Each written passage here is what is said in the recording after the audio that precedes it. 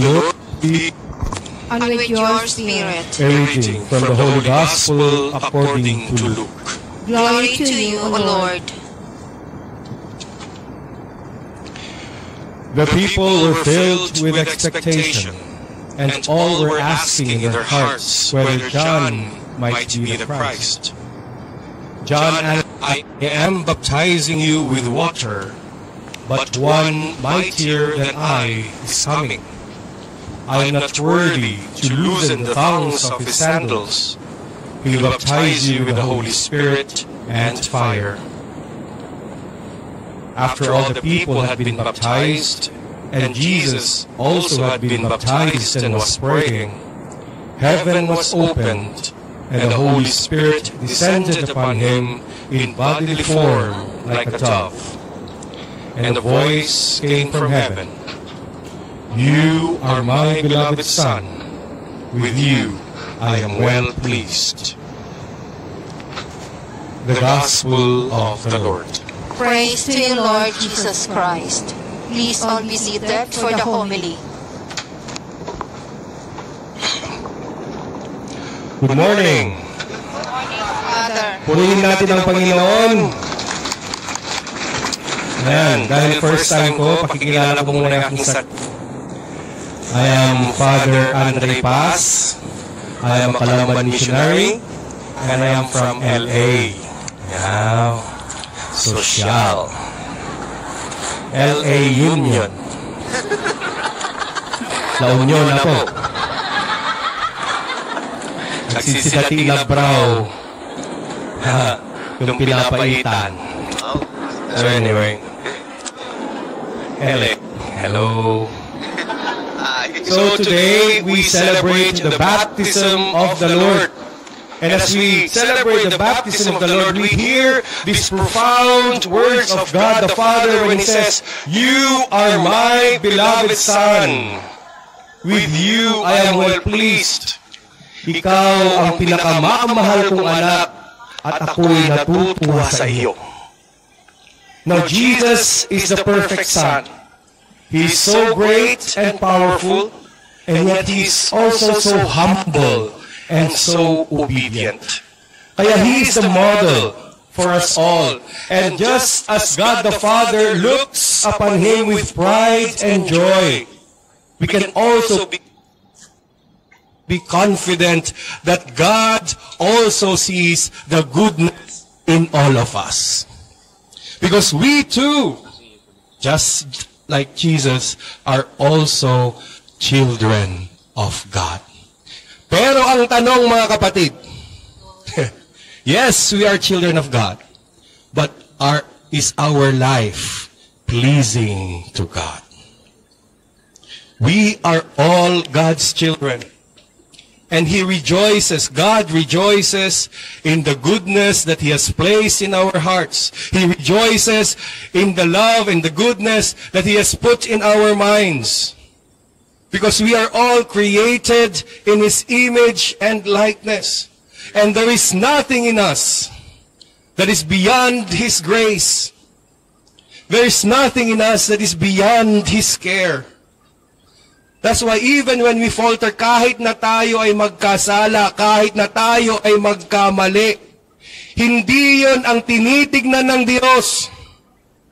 Because God looks for the good within us. Amen? Yun ang kanyang tinitignan. He's always seeking to help us to grow and become more like Jesus, to become more like Him. So, aside from being a priest, magyayabang ako ng konti. Patawarin niyo ako. But I'm also a trained occupational therapist. No? Wow. Kala mo naman, alam. Alam niyo yung occupational therapist? Yeah, so anyway. So, and an occupational therapist, I work with children with disabilities. No? So my background in this field of occupational therapy has deeply influenced the way I approach my ministry. And so you might wonder why si Father would choose to train in a field that focuses on helping people with physical and developmental disabilities, challenges. Well, it is because I was assigned to minister in China, no, sa mainland China. And as you know, in traditional ways of pastoral work, no, yung kagaya nito, no, preaching openly, celebrating the sacraments, or holding public gatherings like this are not always possible. No, it's not allowed. So in that context, I had to find creative ways for me to reach people and share with them the love of God. Kung ano-anong naisipan, no? Pinahirapan ng sarili para lamang diyan. And I've discovered, through my work, that by helping children and families with their day-to-day struggles, that we are able to build relationships, that we are able to show care, to open doors for deeper conversations about our faith. So whether we're assisting a child with physical or developmental or cognitive, offering parents guidance on how to encourage their child's development, we use those opportunities to bring the message of God's love into their lives in ways that feel meaningful to them. So by walking alongside families in their everyday struggles, in their joys, in their victories, in their pains, that we are able to share Christ's compassion and hope in subtle and yet powerful ways. So just as in my work in occupational therapy, I've come to realize that ministry isn't just about grand gestures or dramatic moments. It's about those small, steady steps. Yung mga maliliit na bagay. Those moments like, for example, when a child takes their first step after an injury, or someone makes a small but significant improvement in their life. It's about encouraging those small steps, affirming progress, and seeing the good in each person, even when it might be hidden beneath their struggles, even when it might be hidden beneath their doubts. Kasi ang hirap sa atin, no? Kung mga marites tayo,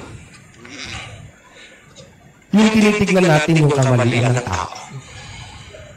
Hindi natin minsan nakikita yung kabutihan nila. Na sana buksan natin yung ating mga puso, yung mga isipan natin, na kahit ganyan pa kamarites yung kapitbahay mo, may kabutihan pa rin niya. At dapat ang nakikita natin ay yung kabutihan nila.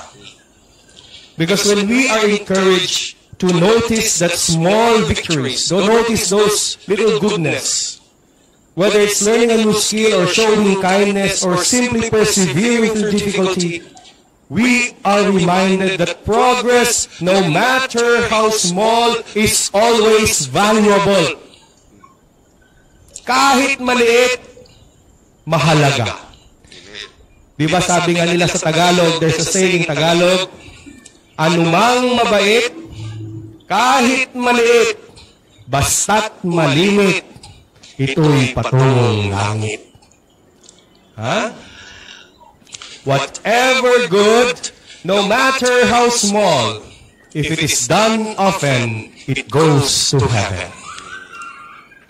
Anumang mabait, kahit maliit, basta't malimit, patungong langit. It is always valuable in God's eyes. So in the same way, God looks upon us. Tinitignan tayo ng Panginoon at siya'y nagdiriwang sa mga ginagawa nating maliliit na kabutihan. Siya'y natutuwa sa ating paglago. It's not because we are perfect, we'll never be perfect, but because because we are trying our best. No? Because we are growing in faith, we are growing in love. Now, this is very important because we know from experience that people are often more willing to open their hearts to God when they feel seen, when they feel valued, and when they are affirmed in their everyday lives. Kaya paano natin mahihikayat yung ibang mga tao na maging mabuti kung yung kamalian naman yung ating nakikita? People are more often willing to open their hearts to God if they are affirmed of the goodness of their hearts. When people experience that someone believes in them, believes in their potential, believes in their goodness, when they experience that affirmation, no matter their circumstances, it becomes a pathway to deeper conversations about God's love for them. Kasi nakikita na rin nila yung kanilang mga sarili na sa kabila ng kanilang mga kakulangan ay mahal pa rin sila ng Diyos. We know how powerful a simple word of encouragement can be, especially when it's rooted in the true desire to help them really grow, whether in their physical well-being or in their relationship with God. So in a way, this mirrors the ministry of Jesus himself. Christ's ministry was marked by noticing the small things. Nakikita ni Jesus yung mga maliliit na bagay. If we read the Gospels, we hear the story of the woman who touched his garment, the little children who came to him, the widow's 2 small coins. Jesus did not look for grand displays of faith. Hindi siya naghanap ng mga extraordinary acts. He just saw the goodness and the potential in even the simplest moments. And when Jesus saw it, he encouraged it. Grow. Jesus' ministry reminds us that no act of goodness is too small for God to notice and bless. Pinagpapala ng Diyos ang lahat ng kabutihang ating ginagawa, kahit gaano pa yang kaliit. Kahit katiting nakakapuwing sa mata ng Diyos, napapansin niya. And so, as we remember our own baptism today, we are reminded of our identity. Sino ba tayo? We are children of God. Mga anak tayo ng Diyos. And baptism is a sign of being born again, of becoming a new creation of Christ. And it calls us to live as children of God. At ano ba ang mga anak ng Diyos? The children of God are loved, are cherished, and are always encouraged by the Heavenly Father. Tandaan niyo yan. And so just as we celebrate the goodness in each other, dahil lahat naman tayo ay mga anak ng Diyos. Sabihin mo sa katabi mo, anak ka ng Diyos, mahal ka ng Diyos, pinagpapala ka ng Diyos. Ayan. So, on this, nasaan na ba tayo? Remember that God sees the goodness in us. He delights, no? Natutuwa siya sa mga effort natin na magmahal, na umibig, na maglingkod, at lumago sa ating buhay. His love for us is unconditional, and His joy in our goodness is always there. And so on this last day of the Christmas season, we recall that Christmas is a time when we celebrate the immense goodness and love of God. He is Emmanuel, God with us. And because God is with us, we are never alone in our journey to become more like Him. That's why today it's a good to remind ourselves to look around us, to look around at people in our lives and see the goodness in them. Let us be grateful for their love and care, even in the small, ordinary ways that they show it. Napakiksi po ng buhay para palampasin natin ang mga yan. Those small gestures of kindness, those little gestures of patience, those little expressions of love, let us acknowledge them. And when we acknowledge those little acts of goodness, we not only help others feel valued, but we also inspire them to continue doing good. Diba yung mga anak natin, pag pinuri natin yung mga mabuting ginagawa, pinagpapatuloy din nila. And so, my dear sisters and brothers, through my work, both as a priest and occupational therapist, I've learned that even the smallest step forward is a step toward wholeness. Kahit pakunti-kunting hakbang, balang araw, mabubuo din yan. Whether it's a child learning a new skill, or a family learning how to support one another, these moments of growth are worth celebrating. And so in our own lives, we should also celebrate the small victories as well. No? Pag may hiningi sa inyo, padala naman kayo. No? Ay, hindi pa, wala pang sweldo, anak. Pero, ito yung konti lang muna, ha? Kahit konti yan, malaking bagay na. Basta galing sa puso. Diba? Anumang mabait, kahit maliit, basta't malimit, patungong langit. We are all gifted in different ways. No? Hindi tayo pare-pareho. Some may be good at helping others with their work. Others may offer a listening ear or provide kind words. We may be gifted with talents of teaching or singing or playing music or cooking or just giving ourselves. Let's not forget that no gift is too small and no effort is too insignificant. And when we appreciate the goodness that others show us, as I said, we encourage them to keep doing it. Our appreciation can also fuel their desire to continue growing in goodness and in love. In other words, we bring out the best in each other.